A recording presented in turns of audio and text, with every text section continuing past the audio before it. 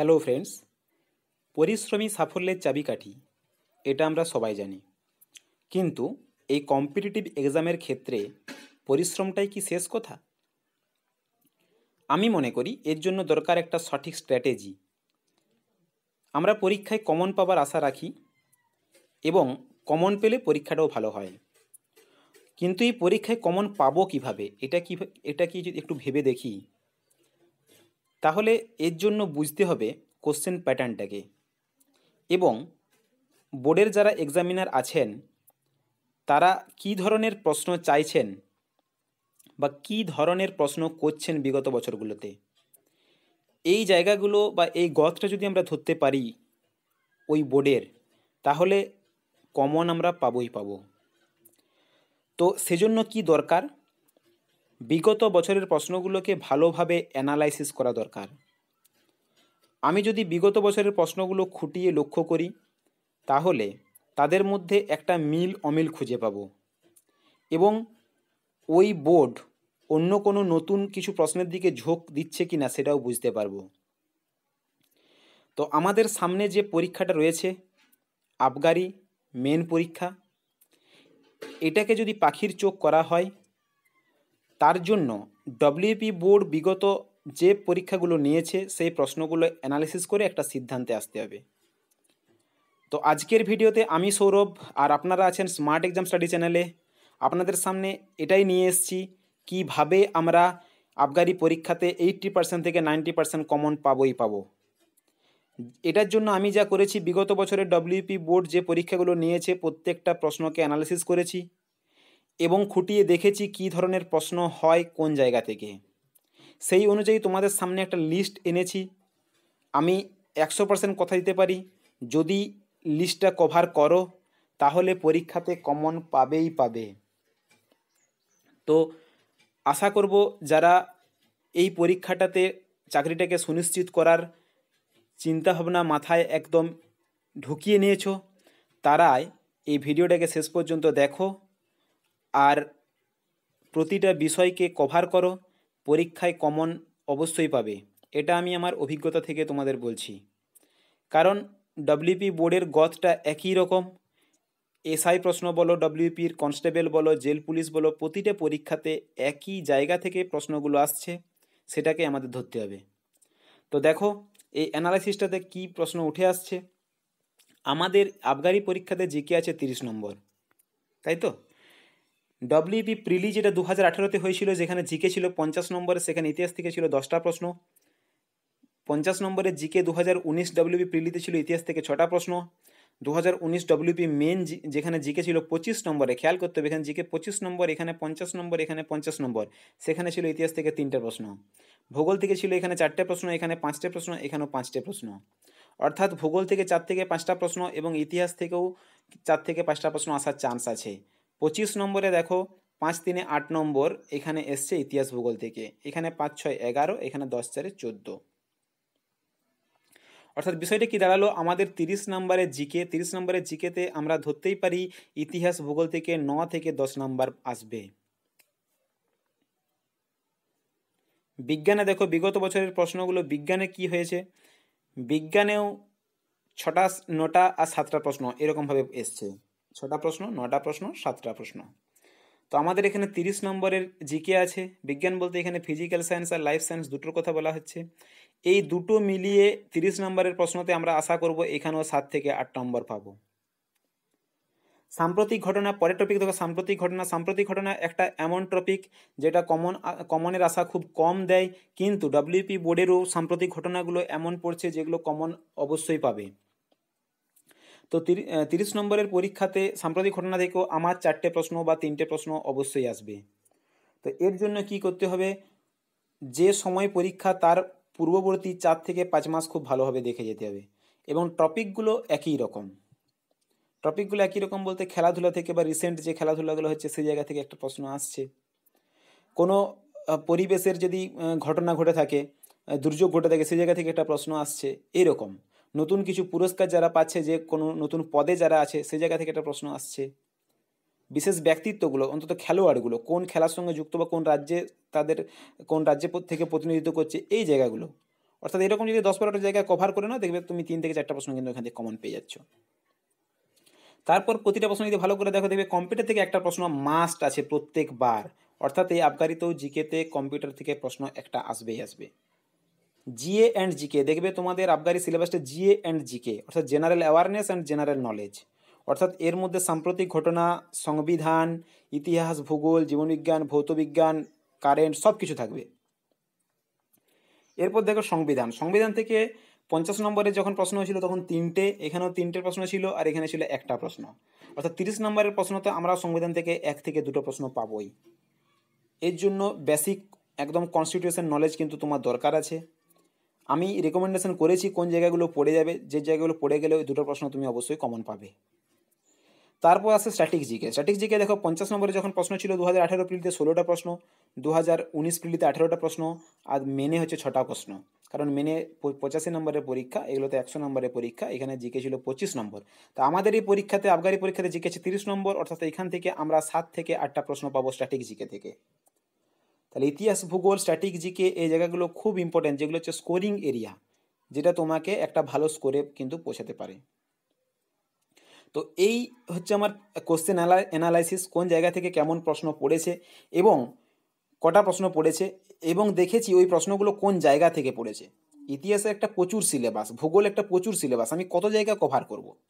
কিন্তু না, আমি পড়ব কম, কিন্তু কমন যেন আমার বেশি আসে, সেই জন্য আমি কোন কোন জায়গাগুলো থেকে ডব্লিউপি বোর্ড প্রশ্ন তুলছে সেই জায়গাগুলো পুরো কভার করব।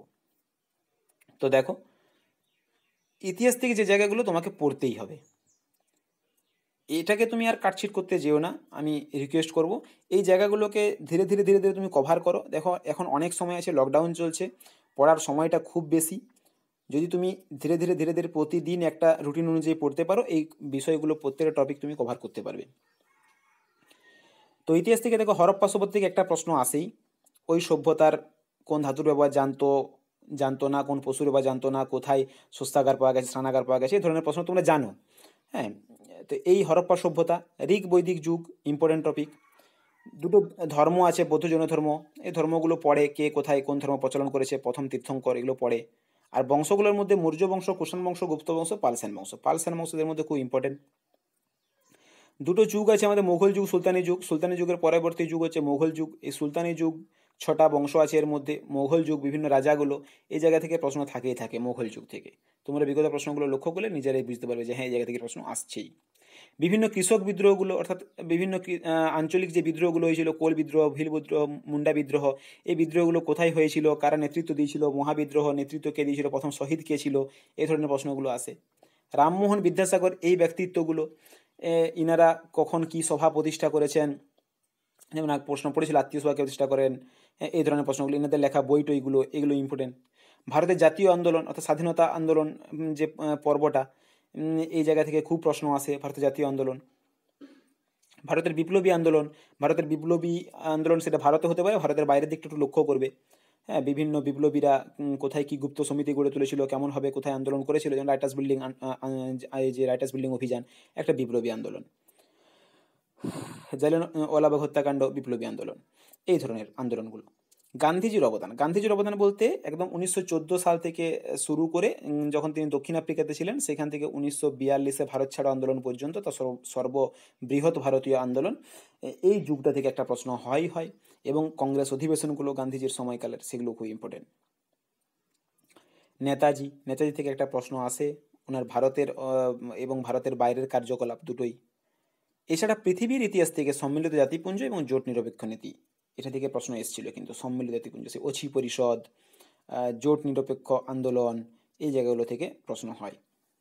তো এই ছিল ইতিহাসের টপিক।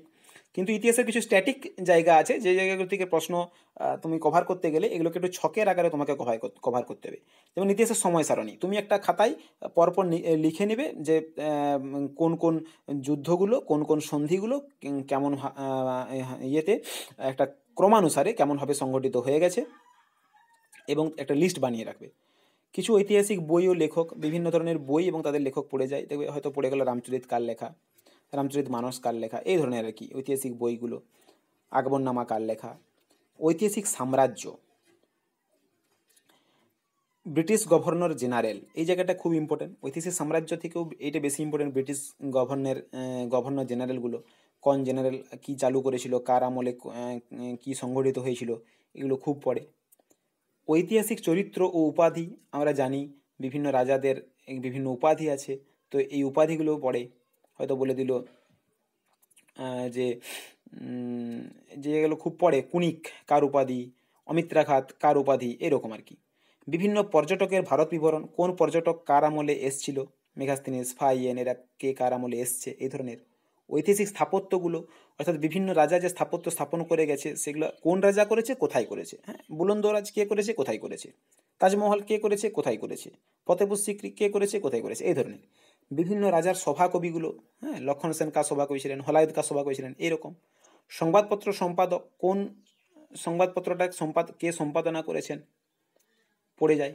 হিন্দু পেট্রোলের সম্পাদনা কে করেছেন, হ্যাঁ, অমৃতবাজার পত্রিকার সম্পাদক কে ছিলেন, এরকম। বিভিন্ন কংগ্রেস অধিবেশনগুলো, এই যে যেটা বলছিলাম যে গান্ধীজির আমলের কংগ্রেস অধিবেশন, অর্থাৎ বিভিন্ন যে কংগ্রেস অধিবেশন হয়েছে প্রতি সালে, কোন সালে কে নেতৃত্ব দিয়েছিলেন, এই যে 1924 বেলগাঁও অধিবেশন, এইরকম। এই হয়তো বলে দিল নেতাজির প্রথম কংগ্রেস অধিবেশন কোনটা, নেতাজি কোন অধিবেশনে পট্টভি সীতারামায়াকে হারিয়েছিলেন, এই ধরনের প্রশ্ন হয়। ভারতীয় শাসকদের রাজধানী, বিভিন্ন যে রাজা রয়েছে তাদের রাজধানীগুলো পড়ে, কনিষ্কের রাজধানী কোথায় ছিল, চন্দ্রগুপ্ত মৌর্যের রাজধানী কোথায় ছিল, এরকম। আর বিখ্যাত যুদ্ধ ও সন্ধি, এটা যদিও সময় সারণীতে আমি বলেছিলাম, এই সময় সারণী মানেই কোন সালে কোন যুদ্ধ হয়েছিল, কোন সালে কোন সন্ধি হয়েছিল, এরকম প্রত্যেকটা সাল তুমি পরপর লিখে যাচ্ছ, হ্যাঁ। এই ছিল ইতিহাসের টপিক। এই জায়গাগুলো তোমরা ধীরে ধীরে কভার করো, দেখবে ইতিহাস থেকে প্রশ্ন তোমরা কমন পাচ্ছই। এরপর আছে ভূগোল। এটা যেহেতু আমাদের ওয়েস্ট বেঙ্গলের পরীক্ষা, তো প্রথমে আমি পশ্চিমবঙ্গের ভূগোলের কথা বলবো। পশ্চিমবঙ্গের ভূপ্রকৃতি, কৃষি ও শিল্প, এই তিনটে জায়গা শুধু কভার করো, আর কিছু করার দরকার নেই। পশ্চিমবঙ্গের ভূপ্রকৃতি, কৃষি, শিল্প, এই তিনটে জায়গায়। এটা পশ্চিমবঙ্গ থেকে। ভারত থেকে কি করব, ভারতের ভূপ্রকৃতি, নদ নদী, মৃত্তিকা, কৃষি, এই দুটো জায়গা খুব ইম্পর্ট্যান্ট। ভারতের ভূপ্রকৃতি আর নদ নদী, এখান থেকে প্রশ্ন থাকবেই থাকবে। নদ নদী থেকে প্রশ্ন কেমনভাবে হতে পারে, কোন নদী কোথায় উৎপত্তি লাভ করেছে, কোথায় পতন হয়েছে, কোনটা কার উপনদী, ওই নদীতে কোন জলপ্রপাত গড়ে উঠেছে, কোন বাঁধ দেওয়া হয়েছে, এই ধরনের প্রশ্নগুলো নদী থেকে থাকবেই থাকবে। আর ভূপ্রকৃতির মধ্যে পাহাড় পর্বত, এগুলোও পড়ে, কোন পাহাড় কোন রাজ্যে অবস্থান করছে, কোন পর্বত কোন রাজ্যে অবস্থান করছে, এগুলো খুব পড়ে। ভারতকে ভূপ্রকৃতি বিভাগে কোথায় ভাগ করা যাচ্ছে, কোন জায়গায় কি পর্বতমালা রয়েছে, তার সর্বোচ্চ শৃঙ্গ কোনগুলো। ভারতের মৃত্তিকা, ভারতের কৃষি, শুধুমাত্র ভারতের চারটা টপিক, ভারতের ভূপ্রকৃতি, নদ নদী, মৃত্তিকা, কৃষি। পৃথিবীর ভূগোল থেকে কি পড়বো, পৃথিবীর ভূগোল থেকে একটা প্রশ্ন যেখান থেকে তোমার কমন দিয়েই দেয়, বিভিন্ন দেশের আদি ও বর্তমান নাম, এটা খুব পড়ছে। আগে কি নাম ছিল, বর্তমানে কি নাম রয়েছে। বিভিন্ন দেশের জলপ্রপাতগুলো খুব একদম অল্প করতে হবে, কিন্তু ইম্পর্টেন্ট টপিকগুলো, কোন কোন জলপ্রপাতগুলো, কোন কোন হ্রদ রয়েছে, বাঁধ রয়েছে, মরুভূমি রয়েছে, স্থানীয় বায়ু খুব পড়ে, ঘূর্ণিঝড়, নদী তীরবর্তী শহর কোন নদীর তীরে জানো তোমরা, এরকম ধরনের প্রশ্ন পড়ে। সৌরজগৎ থেকে একটা প্রশ্ন আসবেই আসবে। প্রতিটা প্রশ্ন যদি ভালো করে লক্ষ্য করো, যে সৌরজগৎ থেকে একটা প্রশ্ন আছে, নদ নদী থেকে একটা প্রশ্ন আছে, একটা কৃষি বা শিল্প থেকে প্রশ্ন আছে, হলে কৃষি নয়তো শিল্প। আর এই মহাদেশগুলোর মধ্যে দুটো মহাদেশ আমাদের একটু ভালো করে লক্ষ্য করতে হবে, আফ্রিকা মহাদেশ আর আন্টার্কটিকা মহাদেশ, যে জায়গাগুলো থেকে প্রশ্ন আছেও অনেক বেশি এবং দেওয়ার জায়গা প্রচুর আছে, যেগুলো থেকে প্রশ্ন পড়েও, আন্টার্কটিকা মহাদেশ আর আফ্রিকা মহাদেশ। ভূগোলের কিছু ভৌগোলিক আবিষ্কার আর যন্ত্রসমূহ, বিভিন্ন যন্ত্র বলে দিল, ব্যারোমিটার কে আবিষ্কার করেছে, ব্যারোমিটারের কাজ, হ্যাঁ, বা বলে দিল বায়ুর আর্দ্রতা মাপক যন্ত্রের নাম কি, বায়ুর বেগ মাপক যন্ত্রের নাম কি, এইরকম। মানে যন্ত্রগুলো কি রিলেটেড যন্ত্র এবং কে আবিষ্কার করেছে। আচ্ছা, এরপর দেখো বিজ্ঞান। বিজ্ঞানের যে চ্যাপ্টারগুলো আমি একটু ভালো করে চোখ বোলাবো, সেগুলো দেখো। ভিটামিন থেকে একটা প্রশ্ন হয়, তোমরা দেখতে পাবে। আচ্ছা, ভাইরাস ব্যাকটেরিয়া থেকে একটা প্রশ্ন হয়, আর মানব দেহ থেকে একটা প্রশ্ন হয়, মানব দেহের বিভিন্ন অঙ্গ, গ্রন্থি, পেশি, হাড়, এগুলো থেকে একটা প্রশ্ন হয়। এটা জীববিজ্ঞানের কথা। আর যদি তুমি ভৌতবিজ্ঞানের কথা লক্ষ্য করো, তাহলে দেখবে তাপ বা আলো থেকে একটা প্রশ্ন পাচ্ছ, একক থেকে একটা প্রশ্ন পাচ্ছ, আর কার্বন ঘটিত যৌগ থেকে একটা প্রশ্ন পাচ্ছ। পাবেই পাবে, একদম শিওর, 100% একদম তুমি কমন পাবে এই চ্যাপ্টারগুলো যদি তুমি পড়ে যাও। তাহলে কি পড়ছো, ভিটামিন, হরমোন, পুষ্টি, রেচন, জনন, প্রতিটা চ্যাপ্টার তুমি একদিন করে কভার করো, দেখো 10 দিনে বিজ্ঞান কভার হয়ে যাবে। ভাইরাস ব্যাকটেরিয়া, খুব ডিপে তো যাওয়ার দরকার নেই, অন্তত বেসিক নলেজটা তোমার দরকার প্রতিটা চ্যাপ্টার থেকে। সংবহন থেকে, কারণ ব্লাডটা খুব ইম্পর্টেন্ট। মানবদের বিভিন্ন অঙ্গগুলো, কোন অঙ্গের কি কাজ, কোন অঙ্গটা সব থেকে বড় অঙ্গ, কোনটা সব থেকে বড় তন্ত্র, এই প্রশ্নগুলো। কোন পেশি কোথায় আছে, কোন পেশির কী কাজ, সবথেকে বড় পেশি, বড় হাড়, ছোট হাড়। বিজ্ঞানের আবিষ্কার, এই যে আবিষ্কার থেকে একটা প্রশ্ন তুমি পাবে, এটা ভূগোল হতে পারে বা বিজ্ঞান হতে পারে। তোমাকে বলে দিল হয়তো জলাতঙ্ক রোগের টিকা কে আবিষ্কার করেছেন, এই ধরনের প্রশ্নগুলো। তোমাকে বলে দিল কৃত্রিম হৃৎপিণ্ড স্থাপন কে করেছেন। এই বিজ্ঞানের আবিষ্কার বা ভূগোলের আবিষ্কার থেকে একটা তুমি আবিষ্কার পাচ্ছ। বিজ্ঞানের বিভিন্ন শাখাগুলো খুব পড়ে, দেখো তোমাকে একটা ট্রাম বলে দেবে। তোমাকে বলে দিল যে ক্যান্সার সংক্রান্ত বিদ্যাকে কি বলে, বা তোমাকে বলে দিল অঙ্কোলজি যে শাখার সঙ্গে জড়িত, এইরকম ডেন্ডোলজি, এই তোমাকে বলে ডার্মাটোলজি, এই যে টার্মগুলো প্রতিটা পরীক্ষাতে টার্ম একটা পড়েছে। তো বিভিন্ন শাখাগুলো ভালো করে লক্ষ্য করবে। তাপ ও আলো থেকে একটা প্রশ্ন হয়, হলে তাপ নয়তো আলো। অণু পরমাণু থেকে একটা প্রশ্ন হয়, দেখবে। হ্যাঁ, সব থেকে তোমার হালকা, তারপর তোমার তড়িৎ ধনাত্মক, তড়িৎ ঋণাত্মক, এই ধরনের প্রশ্ন হয়। কে কেন্দ্রে থাকে, কে বাইরে ঘোরাঘুরি করে, অর্থাৎ কেন্দ্রে থাকে আর তোমার কক্ষপথে ঘুরছে কারা। ধাতু থেকে একটা প্রশ্ন হয়, যদিও যে জায়গাগুলো আমি আগে বললাম এগুলো বেশি ইম্পর্টেন্ট ছিল, একক, কার্বন গঠিত যৌগ।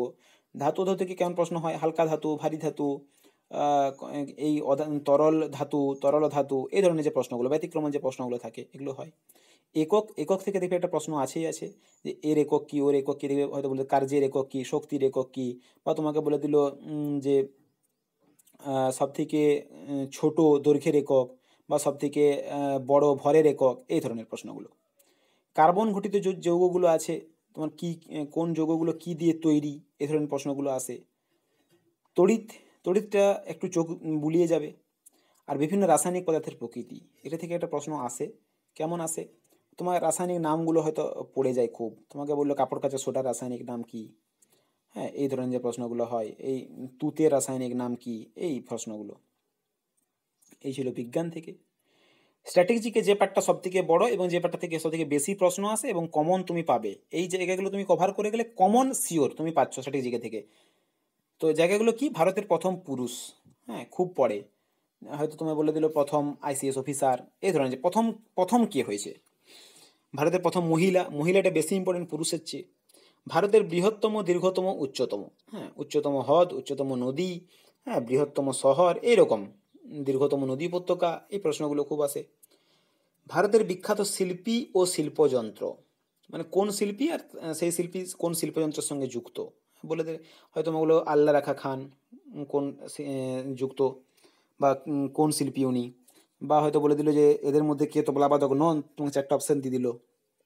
হ্যাঁ, প্রাদেশিক নৃত্যসমূহ আমরা জানি কোন রাজ্যের কোন নৃত্য, এগুলো খুব ইম্পর্টেন্ট।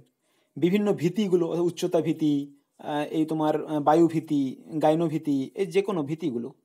পশ্চিমবঙ্গের উচ্চতম, বৃহত্তম, দীর্ঘতম, যেহেতু এটা স্টেট লেভেলের পরীক্ষা সেহেতু পশ্চিমবঙ্গেরটাও আমাকে দেখে যেতে হবে, ভারতেরটাও দেখতে হবে।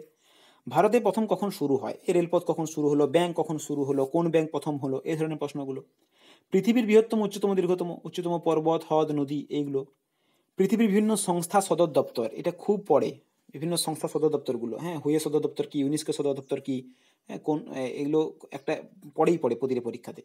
বিভিন্ন আন্তর্জাতিক সংস্থার পরিচয়, হ্যাঁ, এই ধরো সেবি, এই বিভিন্ন আন্তর্জাতিক যে সংস্থাগুলো আছে, এই ন্যাটো, এই সংস্থাগুলো, এগুলো এদের সদর দপ্তর কোথায়, কটা কান্ট্রি এদের সদস্য, এগুলো পড়ে। রাষ্ট্রপুঞ্জ, রাষ্ট্রপুঞ্জ থেকে একটা প্রশ্ন হয়ে যায়।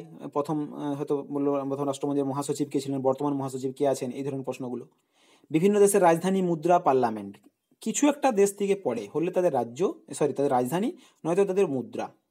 আর পার্লামেন্টের জন্য সব দেশগুলো দেখতে হচ্ছে না, কিছু 10-12টা দেশের পার্লামেন্ট তোমাকে দেখে যেতে হবে কোন দেশের কি পার্লামেন্ট। লেখক ও বই একটা প্রশ্ন থাকবে মাস্ট। এর জন্য যতগুলো রিসেন্ট বই বেরোবে সেগুলোকে আগে কভার করবে, রিসেন্টের দিক থেকে থাকে, হয়তো কারেন্টের দিক থেকে এগুলো থেকে যায়। গুরুত্বপূর্ণ তারিখ, এটাও আমরা জানি, ওই কারেন্ট যে ডেটগুলো যাবে বিগত 4-5 মাসের ওই তারিখগুলোর মধ্যেই পড়ে যায়। অ্যাব্রিভিয়েশন বলতে ফুল ফর্মগুলো, কিন্তু একটু খেয়াল করবে টেকনোলজির দিক থেকে যে অ্যাব্রিভিয়েশনগুলো হবে সেগুলো বেশি করে কভার করবে। যেমন সিমের পুরো নাম হয়তো বলে দিল, হ্যাঁ, তোমাকে হয়তো বললো আগের বার একটা কি পড়েছিল যেন, জিএসএম বা কি ঠিক মনে পড়তে পারছি না। এই ধরনের মানে যেগুলো টেকনোলজির সঙ্গে রিলেটেড, বর্তমানে যেগুলো খুব চলছে, এই ধরনের অ্যাব্রিভিয়েশনগুলো তুমি করে যাবে। ইউনেস্কোর বিশ্ব তালিকায় ভারত, অর্থাৎ বিভিন্ন যে ঐতিহ্যশালী স্থানগুলো যেগুলো মানে ইউনেস্কোর আন্ডারে আসছে বা ইউনেস্কো এগুলোকে স্বীকৃতি দিচ্ছে, সেই জায়গাগুলো ভালো করে দেখতে হবে। ভারতের উল্লেখযোগ্য নিদর্শন ও তার অবস্থান, অর্থাৎ বিভিন্ন নিদর্শন ভারতে তৈরি হয়ে আছে, কিন্তু সেটা কোন রাজ্যে অবস্থান করছে সেগুলো পড়ে।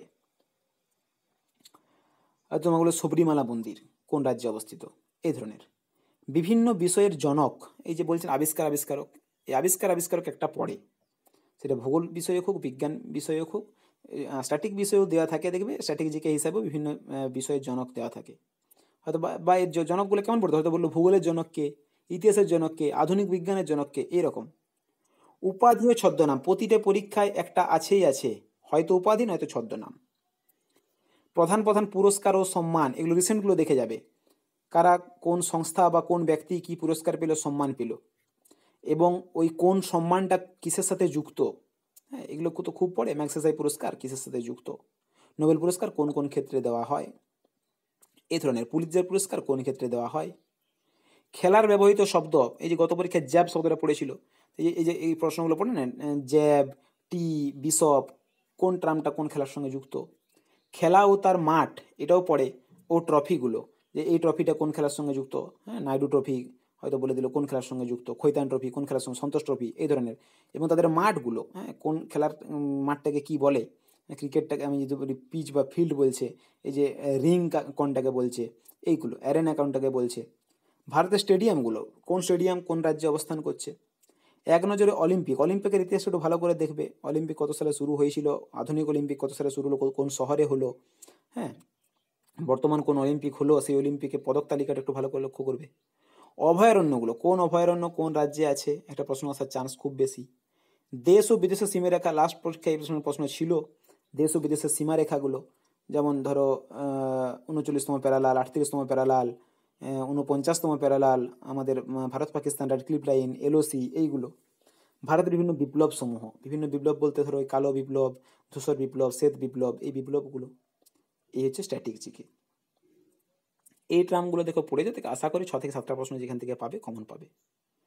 এরপর সংবিধান, সংবিধান থেকে প্রশ্ন হবে 1 থেকে 2টি, খুব বাইরের নলেজ থেকে প্রশ্ন হবে, কিন্তু সংবিধানটা তো একটা নতুন বিষয়, সবার কাছে একটু অসুবিধা হয়, কিন্তু প্রতিদিন একটু করে চোখ বুলো দেখো, অসুবিধা হবে না। যে জায়গাগুলো থেকে খুব প্রশ্ন পড়ে সেই জায়গাগুলো আমি তুলে ধরেছি। গণপরিষদ, 1946 সালে গণপরিষদ গঠিত হয়েছিল, এই গণপরিষদের প্রথম সভাপতি কে ছিল, আর গণপরিষদের প্রথম অধিবেশন কোথায় বসেছিল, এইটুকু গণপরিষদ থেকে।